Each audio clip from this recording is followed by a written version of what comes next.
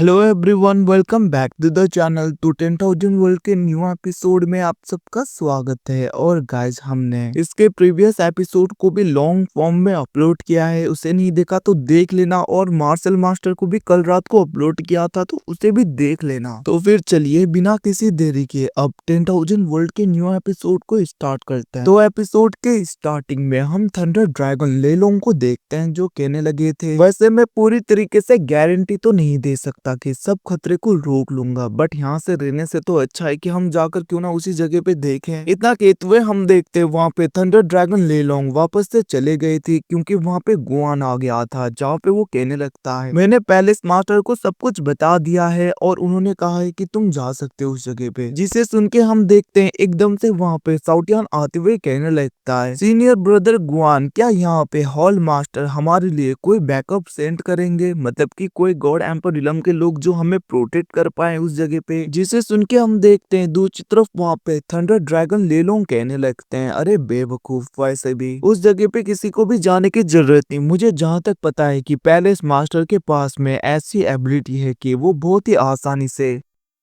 हर जगह को नोटिस कर सकते हैं। इवन कि वो तो गॉड एम्पर रिलम में है ना, तो उसके लिए तो ये आसान होगा। अब ये सब कुछ सुन के हम देखते हैं दूसरी तरफ वहाँ पे साउटियान कहने लगता है, अगर ऐसी बात है तो ये तो बहुत ही अच्छी है, तो फिर क्यों ना अब हम चले बिना किसी देरी के। इतना कहते हुए हम देखते वहाँ पे साउटियान बहुत ही ज्यादा एक्साइटेड हो रहा था। वो कहने लगता है, मैं तो ट्रेजर्स को लेने के लिए बहुत ही ज्यादा खुश हूँ। ये सब कुछ कहते हुए वो वहाँ पे लिन फैंग को चलने के लिए बोलता है। दूसरी तरफ हम गुआन को देखते हैं, जो कहने लगा था, जूनियर ब्रदर तुम्हें संभल कर रहना होगा, भले ही मास्टर सब कुछ देखेंगे फिर भी वो जगह बहुत ही खतरनाक है। तो करप्टेड स्टार रीजन में जाने के बाद में तुम्हें अपना ख्याल खुद ही रखना होगा। जिसको सुन के हम देखते हैं लिन फैंग कहने लगा था, आप चिंता मत करिए, सब कुछ मैं हैंडल कर लूंगा। ये सब कुछ कहते हुए हम देखते वो वहाँ पे साउटियान के साथ में उस जगह से जाने लगा था। और यहाँ से सीन शिफ्ट होके डायरेक्टली हमें स्टार फील्ड में दिखाया जाता है, जहाँ पे लिन फैंग और साउटियान पहुंच गए थे और वो लोग आगे की तरफ बढ़ने लगते हैं, जहाँ पे साउटियान कहने लगता है, मास्टर सच में इसके अंदर तो स्पेस लॉ की एनर्जी बहुत ही ज्यादा है। वो लोग ऐसी ही बातें कर रहे थे, तभी वहाँ पे किसी की आवाज आने लगता है और वो कहने लगा था, अंकल गुफेंग रुकिए, मैं भी आ रहा हूँ। अब वहाँ पे उस आवाज को सुन के साउटियान शॉक हो गया था। वो कहने लगता है, ये तो तियानसी है। जहाँ पे वो तियानसी को देखता है, जो अपने आर्टिफैक्ट से बाहर निकल के आगे की तरफ भाग रहा था उनकी तरफ। जिसको देखकर साउटियान सोचने लगा था, तियानसी को इस बार भी मैं प्रोटेक्ट करूंगा, जिसकी वजह से ज्यादा ट्रेजर्स मिलने के चांसेस बढ़ जाएंगे मेरे लिए। ये सब कुछ सोचते हुए हम देखते वहाँ पे लिटरली साउटियान फिर से सपना देखने लगा था, मतलब कि वो सोचने लगा था, जहाँ पे वो कहने लगता है, जरूर यहाँ पे सीक्रेटली सीनियर सिस्टर तियानसी को प्रोटेक्ट कर रही होंगी, जैसे कि मास्टर लिन फैंग ने मुझे बताया था। अगर ऐसा सच में है तो ये तो बहुत ही अच्छी बात है, क्योंकि कोई भी खतरा क्यों ना आ जाए हम तो आराम से जा पाएंगे। क्योंकि अगर तियानसी के ऊपर कोई भी खतरा आएगा तो सीनियर सिस्टर जरूर आएंगी हम सबको बचाने के लिए। वैसे भी मेरे पास में दूसरा मौका है, मैं खुद को प्रूव करके रहूंगा कि मैं कितना अच्छा हूँ और तियानसी को खुद प्रोटेक्ट करूंगा, जिसके बाद में सीनियर सिस्टर तो खुश हो जाएंगी। ये सब कुछ कहते हुए लिटरली ये बेवकूफ यहाँ पे दिन में ही सपने देखने लगा था। और हम देखते वो भागते हुए तियानसी के पास में चला गया था और उसके चारों ओर घूमने लगा था, जिसको देखकर लिन फैंग कहने लगता है, आखिरकार तुम यहाँ पे क्यों? जिसके रिप्लाई में हम देखते तियानसी कहने लगता है, अंकल गू फेंग, मैं गॉड किंग रिलम के अर्ली स्टेज में पहुंच गया हूँ, तो मैं भी गॉड किंग रिलम से गॉड वेनरेबल में डायरेक्टली ब्रेक थ्रू करना चाहता हूँ। तो गाइस, यहाँ पे ज्यादा कंफ्यूज होने की जरूरत नहीं। गॉड किंग के बाद में गॉड वेनरेबल रिलम आता है, उसके बाद में आता है गॉड एम्पर रिलम। वहीं पे उसकी बातें सुन के हम देखते हैं लिन फैंग कहने लगा था, ओ तुम भी गॉड वेनरेबल रिलम में जाना चाहते हो? जिसके रिप्लाई में हम देखते हैं वहाँ पे तियानसी कहने लगता है, आपने ठीक कहा अंकल गू फेंग, भले ही मेरी कल्टीवेशन रिलम इतना ज्यादा हो गया हो, बट मुझे नहीं लगता कि मैं कभी भी आपकी तरह पावरफुल हो पाऊंगा। ये सब कुछ कहते हुए हम देखते वहाँ पे तियानसी अंकल गू फेंग मतलब कि हमारे लिन फैंग की तरफ देख रहा था। तो गाइस क्या करे, इनको यहाँ पे इतना ज्यादा अपॉर्चुनिटी मिला, जिसकी वजह से देखो लिटरली लिन फैंग के दोनों डॉटर भी इतने ज्यादा पावरफुल हैं, पहले ही गॉड रिलम में पहुंच गए। बट देखो बेचारे लिन फैंग को शुरू से ही शुरू करना पड़ा था। वहीं पे दूसरी तरफ हम देखते हैं तियानसी की बातें सुन के लिटरली साउटियान कहने लगता है, ब्रदर तियानसी तुम तो बहुत ही ज्यादा टैलेंटेड हो, सच में तुम अभी के एज में गॉड किंग रिलम के अर्ली स्टेज में पहुंच गए। जब मैं तुम्हारी एज का था मैं तो मिट्टियों के साथ में खेलता था। ये सब कुछ मुझे पता ही नहीं था। सच में तुम्हें मानना पड़ेगा, तुम तो बहुत ही ज्यादा स्मार्ट हो, इवन कि मुझसे भी ज्यादा। जिसको सुन के हम देखते वहाँ पे तियानसी कहने लगता है, अंकल तियान ऐसी बात नहीं है, वैसे भी मैं तो टाइम पैगोडा के अंदर कल्टीवेट करता था जहाँ पे टाइम बहुत ही ज्यादा स्लो चलता है बाहर के मुकाबले में। जैसे कि बाहर का एक दिन अंदर के 30-40 दिन से भी ज्यादा होता है, बहुत ही ज्यादा, जिसकी वजह से मैं इतनी जल्दी इस रिलम तक पहुंच पाया। इवन कि जब मैं इनहेरिटेंस ग्राउंड में कल्टीवेट करने के लिए गया था वहां पे भी टाइम बहुत ही ज्यादा स्लो था, बाहर के मुकाबले तो बहुत ही स्लो, इसीलिए ये इतनी जल्दी नहीं है। वैसे भी मैंने बहुत ही ज्यादा कल्टीवेट किया है टाइम पैगोडा के अंदर। वो लोग ऐसी बातें कर ही रहे थे तभी हम देखते हैं फिर से वहां पे एक स्पिरिचुअल शिप आ जाता है, जिसको देखकर साउटियान कहने लगता है, आखिरकार अब इसके अंदर से कौन आ रहा है। वो ये सब कुछ सोच ही रहा था तभी हम देखते हैं एल्डर सुयान और वहाँ पे लिन फेंग की दोनों डटरे भी आ जाती है, जहाँ पे आयुन कहने लगती है, ये तो कैसा कोइंसिडेंस है।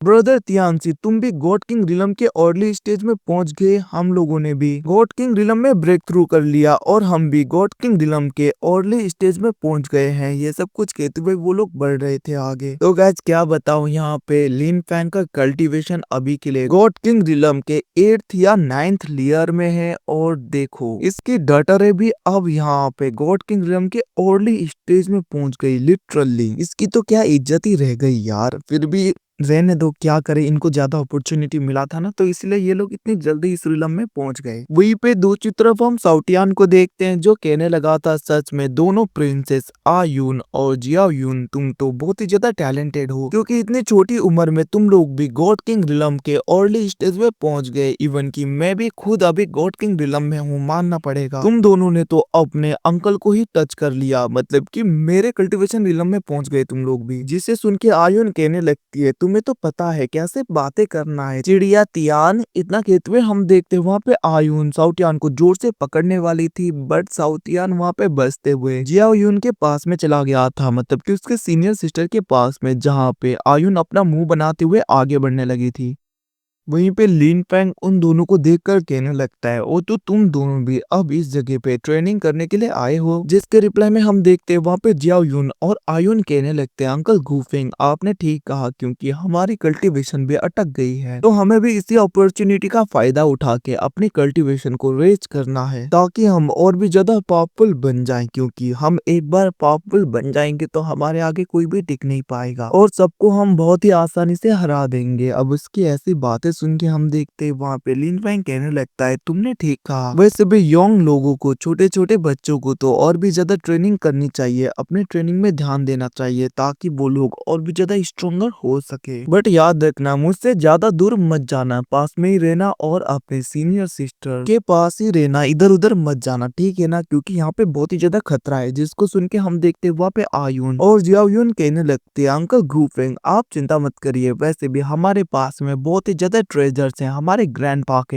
हमारे पास इतने ज्यादा आर्टिफैक्ट है कि कोई भी हमें कुछ भी नहीं कर पाएगा। और ये लोग फिर से यहाँ पे बड़ी बड़ी बातें करना स्टार्ट करते हैं। और वहीं पे हम दूसरी तरफ दूसरे स्पिरिचुअल शिप को देखते हैं जो कि उस जगह पे अपीयर होता है और उसके अंदर से सीनियर सिस्टर सू और वहाँ पे फेंगर सुनर और वो इंस्ट्रूमेंट वाली प्रिंसेस भी आ जाती है, जहाँ पे वो सब लोग ग्रीट करते हुए कहने लगते हैं, यंग मास्टर गूफेंग आपसे मिलके अच्छा लगा, आप भी इस जगह पे हो। अब उन्हें देखकर हम देखते हैं वहाँ पे लिन फैंग का तो पता नहीं, बट साउटियान तो बहुत ही ज्यादा खुश हो गया था। लिटरली वो कहने लगता है, सिस्टर सूनर, सिस्टर फेंगर आप लोग भी इस जगह पे आ गए, जरूर मुझे देखने के लिए आए होगे ना, मेरे बिना तो जी नहीं लगता होगा। इतना कहते हुए हम देखते हैं वहाँ पे साउटियान अपनी ठरकीपन दिखा देता है और वो एकदम से सीनियर सू के पास में जाके कहने लगता है, एल्डर सिस्टर सू क्या आप ठीक हो। और हम देखते हैं जिसके बाद में इंस्ट्रूमेंट वाली लेडी के पास में जाके कहने लगता है, आप भी ठीक ही होगी ना। इसके बाद में हम देखते हैं एकदम से ये सूनर और फिंगर के पास में चला गया था, जहाँ पे वो उन दोनों को पकड़ते हुए कहने लगता है, क्या तुम दोनों ठीक हो, मेरे बिना जी तो लग गया ना, या फिर मैं इतना ज्यादा हैंडसम और इतना ज्यादा अच्छा हूँ कि मुझे मिलने के लिए इस जगह पे भी आ गए, इतने ज्यादा खतरनाक जगह पे। जिसे सुन के हम देखते वहाँ पे वो दोनों कहने लगते हैं, एक मंथ पहले जब हमने गॉड गॉड किंग रिलम के अर्ली स्टेज में ब्रेक थ्रू कर लिया। उसके बाद में हम आपसे मिलने के लिए आए थे, बट हम आपसे मिल नहीं पाए क्योंकि आप उस वक्त कल्टीवेशन के लिए गए थे। तो हमें लगा कि कल्टीवेट करते वक्त आपको डिस्टर्ब नहीं करना चाहिए, तो हम इसलिए वापस आ गए थे। बट किसने सोचा था कि हम इस जगह पे मिलेंगे। ये तो फेट है, सच में हमारे डेस्टिनी में ऐसा ही लिखा होगा।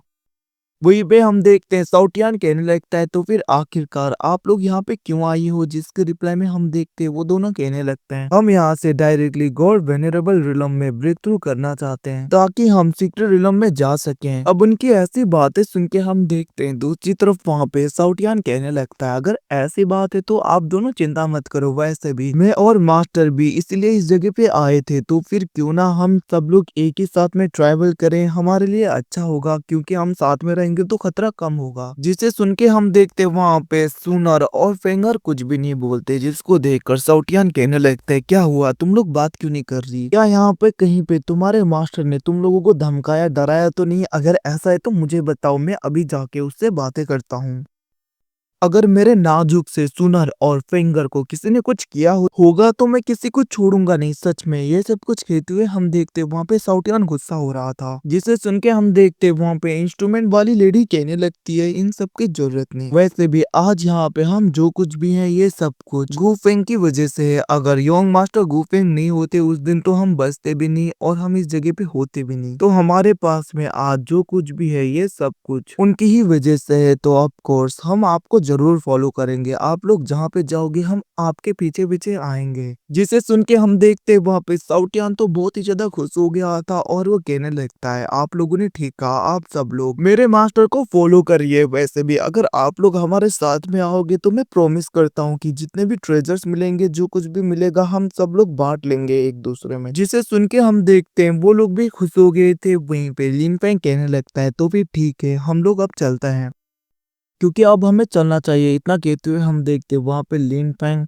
आगे की तरफ बढ़ने लगा था, जहां पे उसके पीछे पीछे सब लोग आने लगे थे, मतलब कि उसको फॉलो करने लगे थे। अब यहाँ से सिन सिप्टो के दूसरी तरफ हम चेंगकोंग को देखते हैं, जहाँ पे उसका सन कहने लगता है, फादर अभी अभी कुछ टाइम पहले ही गू फेंग ने स्टार टावर हॉल को छोड़ दिया है और वो डायरेक्टली स्टार फील्ड की तरफ गया है ताकि वो वहाँ पे ट्रेनिंग कर सके। तो फिर क्या अब हमें यहीं पे कुछ करना चाहिए। जिसके रिप्लाई में हम देखते हैं उसके फादर कहने लगता है, तुमने ठीक कहा, अगर वो करप्टेड एरिया में जा रहा है तो क्यों ना उसके ब्यूरियल के लिए वही जगह में सिलेक्ट करूं। वैसे भी उसकी वजह से हमारा क्लैन का एक गॉड एम्पर रिलम का बंदा खत्म हो गया, मैं उसे छोड़ूंगा नहीं। अब मैं देखता हूँ जी तियान जी, आखिरकार तुम अपने डिसाइपल को अब कैसे प्रोटेक्ट करते हो मुझसे। अब यहाँ पे तुम्हारे डिसाइपल को मुझसे कोई भी नहीं बचा सकता। उसने जो मेरे इंसल्ट किए उसका पे बैक तो करना होगा, और तुमने भी जो मेरे गॉड एम्पर रिलम के एक कल्टीवेटर के साथ में किया उसका भी तुम्हारे डिसाइपल को ही पे बैक करना होगा। इतना कहते हुए हम देखते हैं लिटरली वहाँ पे चेंगकोंग गुस्सा हो रहा था। अब यहाँ से सीन सिप्टो के दूसरी तरफ हम स्टार फील्ड की ही तरफ देखते हैं, जहाँ पे तियानसी की सिस्टर मतलब कि यहाँ पे लिन फेंग की डॉटर आ गई थी और वहाँ पे वो कहने लगती है, मैंने सुना है कि स्टार फील्ड में बहुत ही ज्यादा क्यूटिक एनर्जी मिलता है और यहाँ पे इन एनर्जी को पूरी तरीके से एब्जॉर्ब करने के बाद में कोई भी गॉड वेनरेबल रिलम तक ब्रेक थ्रू कर लेता है डायरेक्टली। तो ये बहुत ही अच्छी जगह होगी क्योंकि मैं already let God king realm में पहुंच गई हूँ, तो ये मेरे लिए सुइटेबल जगह है। इतना कहते हुए हम देखते वहाँ पे लिन फेंग की डॉटर तियानसी की सिस्टर आगे की तरफ बढ़ने लगी थी, जहाँ पे उसके ऊपर लॉ की एनर्जी बहुत ही ज्यादा गिरने लगती है, जिसको देखकर वो कहने लगी थी, सच में मानना पड़ेगा, यहाँ की एनर्जी तो बहुत ही ज्यादा प्योर है। इतना कहते हुए हम देखते हैं वो आगे बढ़ती है, जहाँ पे एक प्लेटफॉर्म के ऊपर पहुंच जाती है, जहाँ पे एक डीमन होता है जो कहने लगता है, आखिरकार है कौन। तभी हम देखते हैं वहाँ पे दूसरे मॉन्स्टर्स दूसरे डीमन भी आ जाते हैं। वो लोग कहने लगते हैं, ऐसा लगता है कि ये एलियन रेस से बिलोंग करती है, आखिरकार ये यहाँ पे क्यों आई। वहीं पे दूसरे लोग कहने लगते हैं, दिखने में भी प्रीटी है और ये तो अभी भी बच्ची ही है। दूसरी तरफ स्टार फील्ड के डीमंस के लीडर को भी देखते हैं, जहाँ पे उसे भी पता चल गया था कि कोई एलियन रेस से इस जगह पे आया है और वो गुस्से में आगे बढ़ने लगा था। दूसरी तरफ हम लिन फैंग के डॉटर को देखते हैं, जो कि डर गई थी और वो कहने लगती है, मुझे माफ कर दीजिए, मैं गलती से इस जगह पे आ गई, मैं इस जगह से चलती हूँ अब। और वो जाने लगी थी, बट हम देखते तभी वहाँ पे सुप्रीम लेवल का फॉर्मेशन लग जाता है, जिसको देखकर लिन फैंग और मून क्लैन की प्रिंसेस की डॉटर यहाँ पे डर गई थी। तो गाइस यहाँ पे सब लोगों को पता ही होगा, लिन फैंग और मून क्लैन की प्रिंसेस का बेटा और बेटी है तियानसी, और ये लेडी उसकी बहन। और हमें पता है कि ये सब कुछ मून क्लैन की प्रिंसेस की एंसेस्टर की वजह से हुआ था। और बेचारा लिन फैंग को तो कुछ भी याद ही नहीं, ये सब कुछ उसके एंसेस्टर ने किया था, क्योंकि तब लिन फैंग को कुछ भी याद नहीं था। दूसरी तरफ हम वहीं पे लिन फैंग के डटर को देखते हैं, मतलब कि थियानसी के बहन को, जो कि उस फॉर्मेशन को ब्रेक करने की कोशिश करती है बट कर नहीं पाती। तभी वहाँ पे सारे डीमंस आ जाते हैं और वो लोग कहने लगते हैं आखिरकार जाने की इतनी जल्दी क्यों है, अब यहाँ पे आ ही गई हो तो कुछ टाइम के लिए रुक जाओ। इतना कहते हुए हम देखते वो वहाँ पे थियानसी के बहन के ऊपर अटैक कर देता है अपने स्पिरिचुअल ड्रैगन से, जिसको देखकर वहाँ पे लिन फैंग की डटर मतलब कि थियानसी की बहन अपने फॉर्मेशन का यूज करते हुए उसे ब्रेक करने की कोशिश कर रही थी। और उसने वहां पे उन ड्रैगन को डिस्ट्रॉय करते हुए उन सारे डीमंस को खत्म कर दिया था और वो फॉर्मेशन को ब्रेक करके भी भागने लगी थी। तभी हम देखते हैं उनका किंग आ जाता है, जहाँ पे वो कहने लगता है तुम्हारी इतनी हिम्मत, तुम मेरे नाइन नेदर विन क्लैन के पास में आकर ये तबाही मचाओ और तुम यहाँ से भाग सकती हो। वहीं पे उस पर्सन को देखकर हम देखते हैं लिन फैंग की डटर थोड़ी सी डर गई थी, क्योंकि वो वेनरेबल गॉड रिलम में होता है। वहीं पे लिन फैंग की डटर अपने वॉइड स्पेस का यूज करते हुए भागने लगती है, जिसको देखकर नाइन नेदर विंग क्लैन का वो लीडर कहने लगता है तो तुम वॉइड का यूज करना चाहती हो। इतना कहते हुए वो अपने एबिलिटी का यूज करते हुए उसे ढूंढ लेता है और वो कहने लगा था ढूंढ लिया, और हम देखते हैं वो एकदम से स्पीड में अंदर चला गया था, जहाँ पे लिन फैंग के डटर को भी पता चल गया था कि वो डीमन उसके पीछे आ रहा है और वो उस जगह से भाग रही थी। और वहीं पे दूसरी तरफ नाइन नेदर विंग क्लैन का वो लीडर उसके ऊपर अटैक करने लगता है, जहाँ पे उसके हर एक अटैक से लिन फैंग की डटर यू याओ बच रही थी। बट हम देखते हैं यू याओ के लिए उससे बचना बहुत ज्यादा मुश्किल भी हो रहा था। फिर भी हम देखते हैं वो वहाँ पे अपने आंट के दिए गए आर्टिफैक्ट का यूज करते हुए अपने स्पीड को और भी ज्यादा बढ़ा देती है, जिसको देखकर दूसरी तरफ नाइन नेदर विंग क्लैन का वो लीडर कहने लगा था भागो, तुम कितना भी क्यों ना भागो फिर भी तुम मेरे चंगुल से नहीं निकल सकती। वैसे भी तुम्हें क्या लगता है तुम यहाँ से भाग जाओगी तो मेरे हाथों से बच जाओगी, ऐसा सपने में भी नहीं होने वाला। मैं तुम्हें दिखाऊंगा कि आखिरकार गॉड किंग रिलम और वेनरेबल गॉड रिलम में कितने का अंतर होता है। इतना कहते हुए हम देखते हैं वहाँ पे नाइन नेदर विंग क्लैन का वो लीडर अपने पाव का यूज करते हुए फिर से वहाँ पे यू याओ के ऊपर अटैक कर रहा था, जिसके अटैक से बचते हुए यू याओ सोचने लगती है आखिरकार मैं यहाँ से कैसे निकलूं। वो आगे बढ़ ही रही थी, तभी हम देखते वहाँ पे नाइन नेदर विंग क्लैन के दूसरे गार्ड्स आके उस जगह पे एक फॉर्मेशन बनाने लगते हैं और इस फॉर्मेशन के अंदर यू याओ पूरी तरीके से कैद हो चुकी थी, जिसे देखकर वहाँ पे यू याओ पूरी तरीके से घबरा जाती है और वो कहने लगती है ये सारे लोग तो गॉड वेनरेबल रिलम में है, मतलब कि वेनरेबल गॉड रिलम में, तो फिर आखिरकार मैं इनसे कैसे लड़ूंगी, एक को ही यहाँ पे हरा पाना बहुत ही ज्यादा मुश्किल होता है।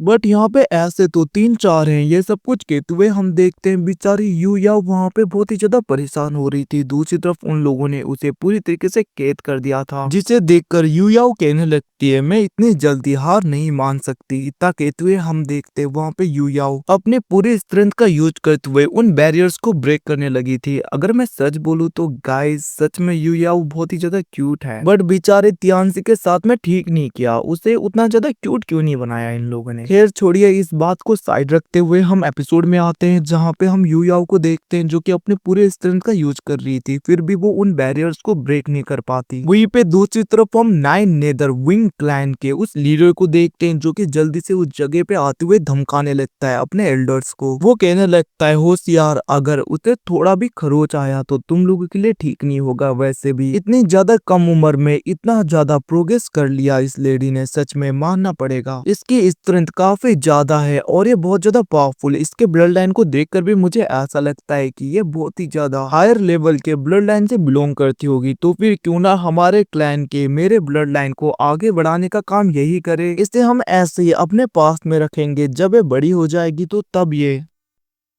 हमारे ब्लड लाइन को आगे बढ़ाएगी, ये मेरी क्वीन बनेगी। ये सब कुछ कहते हुए हम देखते हैं वहाँ पे literally nine nether wing clan का वो लीडर अपने लोगों को कहने लगता है कि उसे हार्म मत करना, बस उसे ऐसे ही कैद करके रखो। जिसे सुन के हम देखते हैं वहाँ पे वो एल्डर्स कहने लगते हैं लॉर्ड आप जैसा कहो, आप चिंता मत करिए, हम इसे हर्ट नहीं करेंगे। अब ये सब कुछ सुन के दूसरी तरफ यू याओ तो बहुत ही ज्यादा गुस्सा हो गई थी। वो कहने लगती है क्या तुम ये सब कुछ सोच रहे हो, ये सब कुछ बस सपने में भी नहीं होगा तुम्हारे साथ। तुम जैसे निकम्मे लोगों ने कैसे सोच लिया, ये सब कुछ कहते हुए हम देखते वहाँ पे यू याओ बहुत ही ज्यादा गुस्सा हो गई थी और वो कहने लगती है मैं तुम लोगों को छोड़ूंगी नहीं। इतना कहते हुए हम देखते वहाँ पे डायरेक्टली एक क्वेसी एम्पर वीपन को बाहर निकालती है, मतलब कि एक वीपन को जो कि गॉड एम्पर रिलम में होता है। वहीं पे यू याओ उसका यूज करते हुए बहुत ही आसानी से उस बैरियर को पूरी तरीके से डिस्ट्रॉय कर देती है, मतलब कि वो फॉर्मेशन डिस्ट्रॉय हो गया था और उस वीपन के ऑरा की वजह से सारे एल्डर्स पीछे की तरफ हो गए थे। अब ये सब कुछ देखकर दूसरी तरफ नाइन नेदर विंग क्लैन का वो लीडर भी शॉक हो गया था। वो कहने लगता है मैंने सोचा नहीं था कि तुम जैसे इंसान के पास में एक गॉड एम्पर रिलम का वेपन होगा, बट अनफॉर्चुनेटली क्या करे क्योंकि मेरे पास में भी एक गॉड एम्पर रिलम का आर्टिफैक्ट है। अगर सिर्फ तुम्हारे पास में गॉड एम्पर रिलम का ये वेपन होता तो तुम बहुत ही आसानी से हम सबको सप्रेस कर पाती, बट क्या करे मेरे पास में भी जो आर्टिफैक्ट है वो तुम्हारे वेपन के बराबर है, तो तुम भी यहाँ पे कुछ नहीं कर पाओगी। इतना कहते हुए हम देखते वो वहाँ पे अपने गॉड एम्पर रिलम के उस आर्टिफैक्ट को बाहर की तरफ निकालने लगा था और वो कहने लगा था अब तुम कैसे बचोगी। इतना कहते हुए हम देखते वो वहाँ पे अपने गॉड एम्पर रिलम के आर्टिफैक्ट से अटैक कर देता है। अब उसे अपनी तरफ बढ़ता हुआ देखकर वहाँ पे यू याओ भी अपने आंट के दिए गए उस आर्टिफैक्ट का यूज करते हुए आराम से एक बैरियर बनाते हुए उसके अटैक को रोकने लगी थी। अब उसे देखकर दूसरी तरफ हम देखते वहाँ पे नाइन नेदर विंग क्लैन का एल्डर शॉक हो गया था। वो कहने लगता है लिटरली इसने यहाँ पे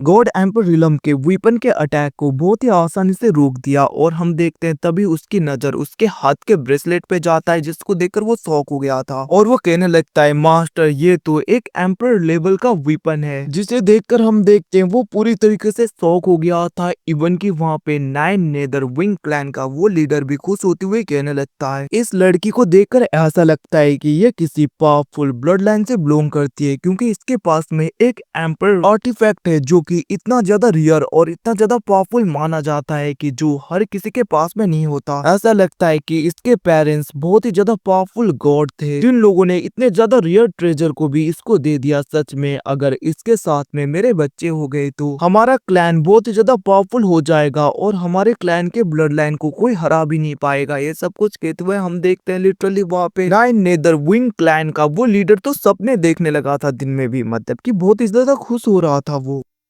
और वो कहने लगता है फ्यूचर में हम आउटसाइड वर्ल्ड में भी जा पाएंगे और हमें कोई भी सप्रेस नहीं कर पाएगा अगर इस लेडी के साथ में मेरा ब्लड लाइन मर्ज हो गया तो। ये सब कुछ कहते हुए हम देखते हैं वो सबको कहने लगा था सब लोग मेरे साथ में मिलके यहाँ पे नाइन नेदर सील को एक्टिवेट करो ताकि हम इस लेडी को इस गर्ल को पूरी तरीके से सप्रेस कर पाए। अब इसकी बातें सुन के हम देखते वहाँ पे उसके एल्डर्स भी अपने अपने आर्टिफैक्ट को बाहर निकाल रहे थे और अपने मार्शल स्पिरिट का यूज करते हुए एक साथ में अपने पावर्स को कंबाइन करके यू याओ के ऊपर अटैक कर देते हैं, जिसकी वजह से हम देखते हैं वहाँ पे यू याओ को और भी ज्यादा होल्ड करना बहुत ही ज्यादा मुश्किल हो रहा था। मतलब कि ये एम्पर लेवल का वेपन जो कि यू याओ के पास में है ये तो बहुत ही ज्यादा पावरफुल है, बट यू याओ की कल्टीवेशन उतनी ज्यादा हायर नहीं है कि वो बहुत ही आसानी से इसे पूरी तरीके से कंट्रोल कर पाए। तो इसीलिए यहाँ पे यू याओ को बहुत ही ज्यादा मुश्किल हो रहा था ये सब कुछ हैंडल करने के लिए। वहीं पे नाइन नेदर विंग क्लैन का वो लीडर कहने लगा था कोशिश करना बेकार है, तुम कुछ भी नहीं कर पाओगे, हार मान लो। जिसे देखकर दूसरी तरफ हम देखते यू याओ सोचने लगी थी मैं ज्यादा टाइम तक इसे होल्ड अप नहीं कर सकती, अगर मैं ऐसे ही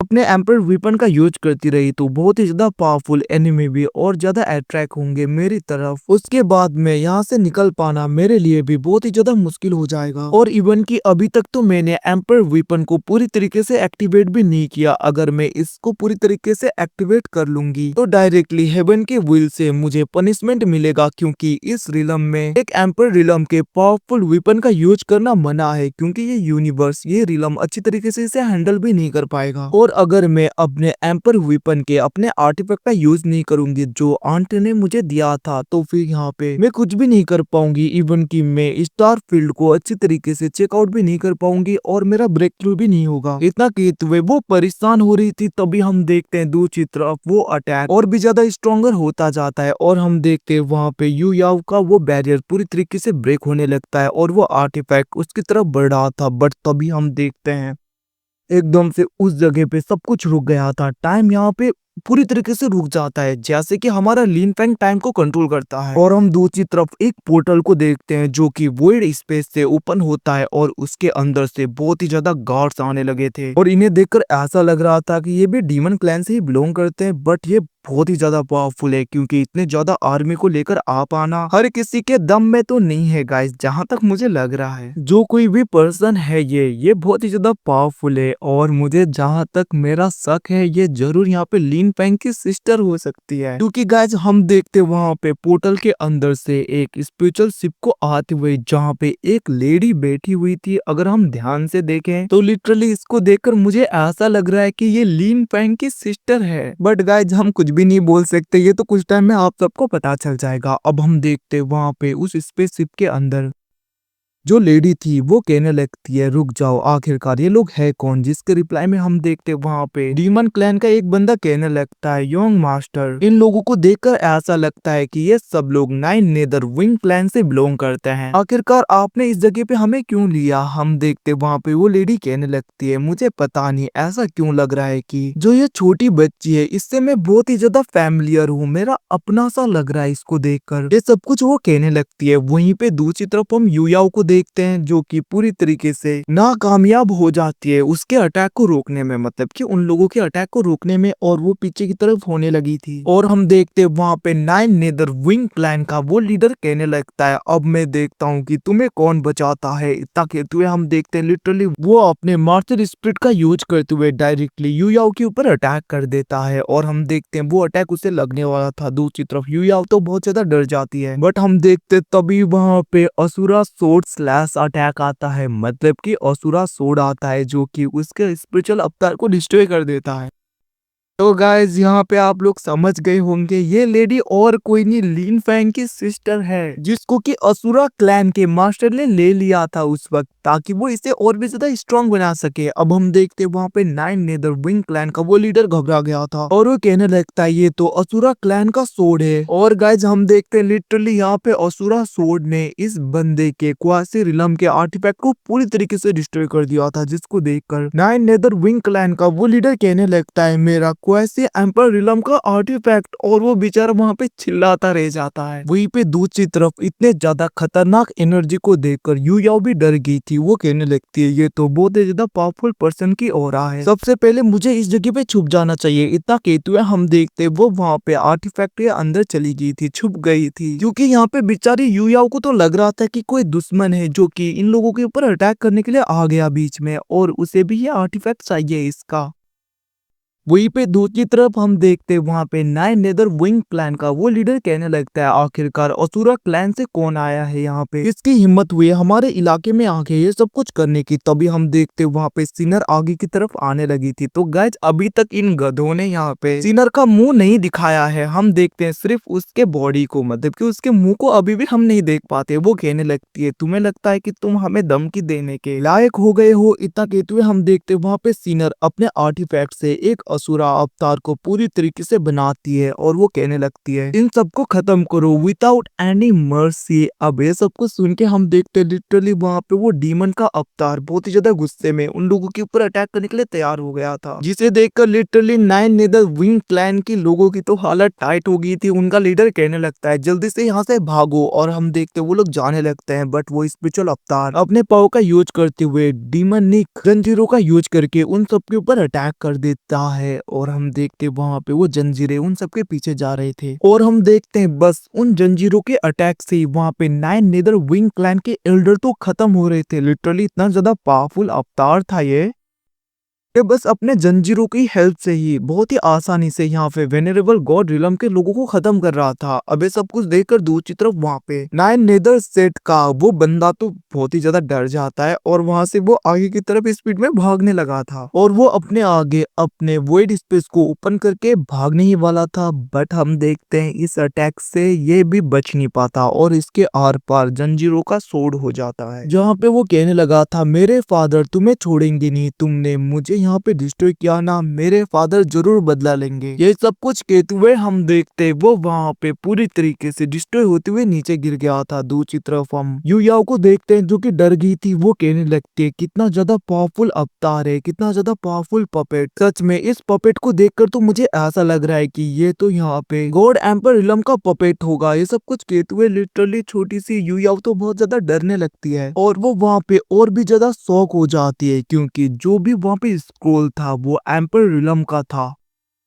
मतलब कि वो वहां पे एम्पर इलम के आर्टिफैक्ट को देखकर शॉक हो जाती है। वो कहने लगती है ये तो एक एम्पर इलम का चार्ट है। और गाइस अब हमें जाकर यहाँ पे सिनर का मुंह दिखाया जाता है और यहाँ पे सिनर हेवनली वेनरेबल रिलम में पहुंच चुकी है ऑलरेडी। मतलब कि ये यहाँ पे वेनरेबल गॉड रिलम के टॉप टायर में है अभी। तो गाइस यहाँ पे कम मत आंकना, भले ही लिन फैंग और सिनर का कल्टिवेशन रिलम ज्यादा हो, ये खुद से भी ज्यादा पावरफुल रिलम के लोगों को डिस्ट्रॉय कर सकते हैं। ऐसी ताकत है इनके पास में। वहीं पे हम देखते सिनर कहने लगती है छोटी सी बच्ची तुम्हें डरने की जरूरत नहीं, मैंने तुम्हारी हेल्प की है। वैसे भी तुम्हारे अंदर से मेरे किसी जानने वाले पहचानने वाले का ऑरा आ रहा था तो मुझे लगा कि शायद से मैं तुम्हें जानती हूँ। तो मुझे बताओ आखिरकार तुम कहाँ से बिलोंग करती हो। ये सुन के हम देखते वहाँ पे यूयाओ शॉक हो गई थी और वो बाहर आते हुए कहने लगती है सीनियर सिस्टर मेरा सरनेम लिन है और मेरा नाम यूयाओ है और मैं आउटसाइड वर्ल्ड से बिलोंग करती हूँ। ये सुन के हम देखते वहाँ पे सिनर भी कहने लगती है अरे मेरा भी सरनेम लिन है और मैं भी आउटसाइड वर्ल्ड से बिलोंग करती हूँ। जिसे सुन के हम देखते हैं यूयाओ कहने लगती है सीनियर सिस्टर क्या सच में। जिसके रिप्लाई में सिनर कहने लगती है हाँ सच में। अब हम देखते हैं वहाँ पे यूयाओ कहने लगती है बट आपने तो अभी अभी एम्पर रिलम के वेपन को आर्टिफैक्ट को इस जगह पे एक्टिवेट किया। जहाँ तक मुझे पता है कि आउटसाइड वर्ल्ड के लोग